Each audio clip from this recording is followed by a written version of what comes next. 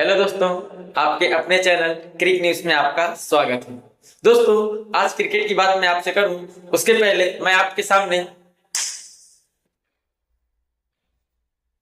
क्या बात क्या बात क्या बात, अविश्वसनीय, अकल्पनीय, अद्भुत, शानदार, जानदार, धमाकेदार, क्या बात है। जितने भी शब्द हैं सब कम पड़ जाएंगे हमारे भारत के दो खिलाड़ियों के लिए।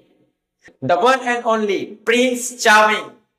प्रिंस के बाद अगला स्टेप दोस्तों किसका होता है? राजा का लड़का अगर प्रिंस है तो राजा मर जाए या राजा रिटायर हो जाए तो किसको जगह मिलती है? उसके बेटे प्रिंस को। तो दोस्तों, क्या हम कह सकते हैं कि अगला किंग क्रिकेट का ओडीआई की नजरिए से शुभमन गिल हो सकते हैं? मुझे तो लगता है हाल फिलहाल के उनके परफॉर्मेंस से। क्यों? क्योंकि सबसे तेज 3000 रन बनाने वाले जो खिलाड़ी हैं वो है कपिल देव। उनके बाद दूसरे प्लेयर बन चुके हैं शुभमन गिल। इसीलिए बोला मैंने, क्या बात क्या बात क्या बात। दोस्तों, दूसरी तरफ हमारे प्यारे जो 2 साल के बाद लगभग इंटरनेशनल क्रिकेट में वापसी करी, उसके पहले उन्होंने अपने आप को प्रूव किया था सैयद अली मुश्ताक ट्रॉफी में। क्या दोस्तों आप जानते हैं मैं किसकी बात कर रहा हूं? जी दोस्तों, ईशान जानदार किशन की बात कर रहा हूं। उनके लिए भी एक बार बनता है क्या बात क्या बात क्या बात। शानदार, अविश्वसनीय, अकल्पनीय परफॉर्मेंस उनकी तरफ से लगातार आ रही है दोस्तों।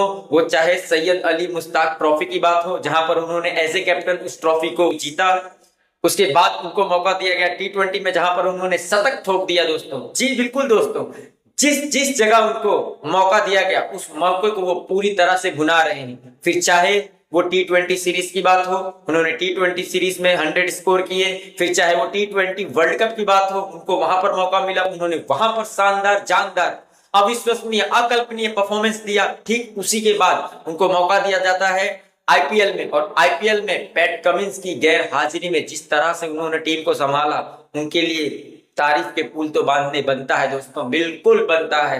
और अब जब उन्हें मौका दिया गया वनडे सीरीज में, और यहां पर भी बात दोस्तों, उन्होंने मात्र 79 गेंदों में 125 रनों की पारी खेली दोस्तों। अभी तो मैं आगे आपसे चर्चा करूंगा कि क्या होने वाला है आगे, बट प्रिंस और बिहारी, एक बिहारी तो ताबड़तोड़ खेल ही रहा है, टी20 के लिए तैयार हो रहा है, मिस्टर वैभव सूर्यवंशी। और हमारे दूसरे बिहारी साहब मिस्टर ईशान किशन, जो हर फॉर्मेट में तबाही मचाए बैठे हैं।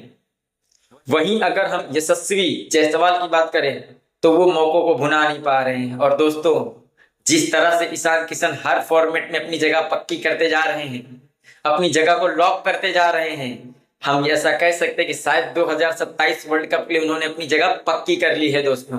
जी बिल्कुल, उन्होंने अपनी जगह 2027 वर्ल्ड कप में पक्की कर ली है।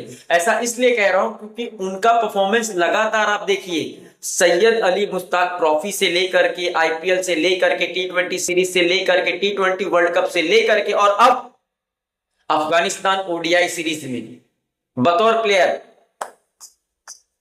क्या बात, उनकी जगह लगभग लॉक हो चुकी है। और उन्होंने बहुत सारे प्लेयर्स के ऊपर प्रेशर बना के रखा है। जी हाँ दोस्तों, बहुत सारे प्लेयर्स के ऊपर उन्होंने प्रेशर बिल्डअप कर दिया है। अब आप उन्हें खिलाएंगे कहां? भाई साहब को ओपनिंग भेजो तो रन बना रहे हैं, मिडिल ऑर्डर में भेजो तो रन बना रहे हैं, डाउन ऑर्डर भेज लो तो भी रन बना रहे हैं, और दूसरी जगह विकेट कीपर है, विकेट कीपर की भी जगह बन रही है। तो भाई उनको आप टीम से बाहर रखोगे कैसे? दूसरी चीज, अगर हम 2027 वर्ल्ड कप की बात करें तो ओपनिंग के तौर पे आप किसको देखते हैं?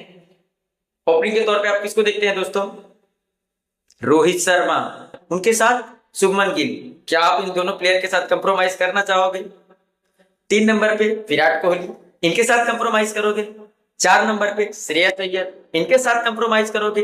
5 नंबर पे केएल राहुल, इनके साथ कंप्रोमाइज करोगे? 6 नंबर पे, अब 6, 7, 8 टीम इंडिया किसको खिलाना चाहती है? ऑलराउंडर को खिलाना चाहती है, और ऑलराउंडर्स की भरमार है हमारी टीम में। अक्सर प्लेयर है, नीतीश कुमार रेड्डी हैं, शिवम दुबे हैं, समझ रहे हैं दोस्तों। और उसके बाद 2 बॉलर, 1 स्पिनर, टीम तो खत्म हो जा रही है। तो ईशान किशन को तो आप बाहर रख नहीं सकते, तो प्रेशर किसके ऊपर आ रहा है? टॉप ऑर्डर के ऊपर दोस्तों। प्रेशर टॉप ऑर्डर के ऊपर, और प्रेशर विराट कोहली के ऊपर होगा, प्रेशर रोहित शर्मा के ऊपर होगा, और यहां तक प्रेशर केएल राहुल और श्रेयस अय्यर के ऊपर भी होगा।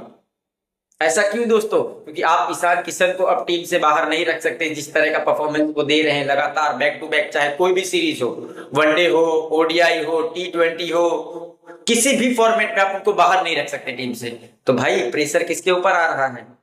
रोहित जी परफॉर्मेंस देना पड़ेगा, otherwise you will be drop. Virat ji performance देना पड़ेगा, otherwise you will be drop. KL ji आपको भी परफॉर्मेंस देना पड़ेगा, वरना आपकी जगह पे बैठ जाएगा बंदा लोअर ऑर्डर में, और ऑलराउंडर्स को तो खिलाना ही पड़ेगा। तो समझ रहे हैं आप। और दोस्तों जिस तरह से भारत का क्रिकेट इस समय चल रहा है, आप देख सकते हैं इस समय दुनिया में पूरे भारत का डंका बज रहा है। भारत की बेंच स्ट्रेंथ इतनी मजबूत है दोस्तों, आज भारत की ए की टीम को किसी की टीम के साथ आप खिला लीजिए। जी हाँ दोस्तों, आप सही सुन रहे हैं, भारत ए की टीम को किसी भी देश की टीम के साथ खिलवा लीजिए, लगभग वो विन करके आएंगे। अगर हारते भी हो तो बहुत मार्जिन से हारेंगे। तो आप समझ सकते हैं कि भारत का आने वाला फ्यूचर क्रिकेट का बहुत ही ज्यादा ब्राइट है। जैसे एक समय ऑस्ट्रेलिया डोमिनेटिंग थी वर्ल्ड क्रिकेट में, वैसे ही आज भारत T20 में तो डोमिनेटिंग है, ये आप देख ही रहे हैं। जब से गौतम गंभीर आए हुए हैं, जब से गौतम गंभीर ने टीम इंडिया की हेड कोच की कमान संभाली है, तब से आप देख रहे हैं कि T20 में भारत डोमिनेट कर रहा है लगातार, बैक टू बैक हर सीरीज भारत ने जीती है। बट जहां कमी रह गई वो थी वनडे, वो था टेस्ट, और अब उस जगह पर भी दोस्तों भारत कब्जा करने वाला है। अब बात आती है कोचिंग। भाई कोचिंग या कोच करने वाला खेलने नहीं जाएगा, खेलना तो प्लेयर्स को ही पड़ता है। अब ये सोचिए आप कि हमारे अजीत अगरकर और गौतम गंभीर के ऊपर कितना प्रेशर होगा कि भैया किसको खिलाएं किसको बिठाएं। यशस्वी जायसवाल को बिठाएं, जो कि उनको बिठाना बनता है क्योंकि वो हर बार अपना परफॉर्मेंस गिरा रहे हैं। पिछले 5 मैचों की अगर हम बात करें ओडीआई सीरीज में, देख दक्षिण अफ्रीका की सीरीज अगर छोड़ दी जाए तो उन्होंने कहीं परफॉर्मेंस नहीं दिया है, और हाल फिलहाल में उन्होंने तो पूरा अपने देखा आईपीएल ही वेस्ट कर दिया। तो मौकों को तो भुना रहे हैं, तो चलो एक पल को मानते हैं उनको ड्रॉप किया जा सकता है। उसके बाद रोहित शर्मा को करें ड्रॉप या विराट कोहली को? कितने सवाल उठेंगे आपको पता है, और कितनी बुराइयां उनकी होंगी आप सुन चुके हैं पहले। तो भाई उनके ऊपर भी प्रेशर है कि किसको खिलाना है और किसको बिठाना है, कौन से ऑलराउंडर को खिलाए और कौन से ऑलराउंडर को बिठाए। दोस्तों आप समझ सकते हैं कि इनके ऊपर भी कितना प्रेशर होगा, और प्रेशर होगा टॉप ऑर्डर बल्लेबाजी के ऊपर भी, प्रेशर होगा रोहित शर्मा के ऊपर भी, तो प्रेशर होगा विराट कोहली के ऊपर भी, प्रेशर होगा श्रेयस अय्यर के ऊपर, तो प्रेशर होगा केएल राहुल के ऊपर भी। जैसे कि आपने देखा दोस्तों कल के मैच में सिर्फ हमारे 2 प्लेयर के जो रन थे उनको अगर टोटल करते तो 279 रन होते हैं, वहीं पूरी की पूरी अफगानिस्तान टीम मिलकर के 232 रन बनाती है। तो हमारे 2 प्लेयर पूरी टीम पे भारी हो गए। दूसरी तरफ अगर आप भारतीय गेंदबाजों की बात करो तो अर्शदीप सिंह आजकल रील्स वगैरह नहीं बना रहे भाई साहब, सोचे चलो विकेट ही निकाल लेते हैं, तो उन्होंने कल क्या किया, 3 विकेट निकाला। दूसरी तरफ आप देखो गुरूर ब्रार, उन्होंने भी 3 विकेट निकाले। समझ रहे हैं दोस्तों। और दूसरी तरफ अगर आप जाओ, अगर हम अफगानिस्तान की गेंदबाजी की बात करें तो खरोटी ने, उन्होंने भी भाई शानदार गेंदबाजी की, जबरदस्त। वहीं राशिद खान ने भी जबरदस्त गेंदबाजी करते हुए 3 विकेट प्राप्त किए। दोस्तों अगर मेरी बात आपको समझ में आ रही है, मेरे दिए गए हुए टिप्पणी और जो भी क्रिकेट की जानकारी मैं आपको देता हूं, अगर वो आपको सही और सटीक लगती है और लगती है कि मैं आप तक सही खबरें पहुंचा रहा हूं, तो प्लीज मेरी वीडियो को लाइक जरूर करें, चैनल को सब्सक्राइब करें और कमेंट करना ना भूलें। दोस्तों आपको क्या लगता है, गौतम गंभीर और हेड कोच अजीत अगरकर, गौतम गंभीर जो हेड कोच हैं और चीफ सेलेक्टर अजीत अगरकर, इनके ऊपर कितना प्रेशर है और ये किसको अपनी टीम में रखेंगे और किसको ड्रॉप करेंगे? आप अपनी राय में जरूर बताएं। आप अपनी प्रोबेबल 11 मुझे बता सकते हैं, आप किसको ड्रॉप करेंगे और किसको अपनी टीम में रखते हैं। अगली वीडियो लेकर के मैं जल्द आपके सामने हाजिर होऊंगा, तब तक धन्यवाद, थैंक यू।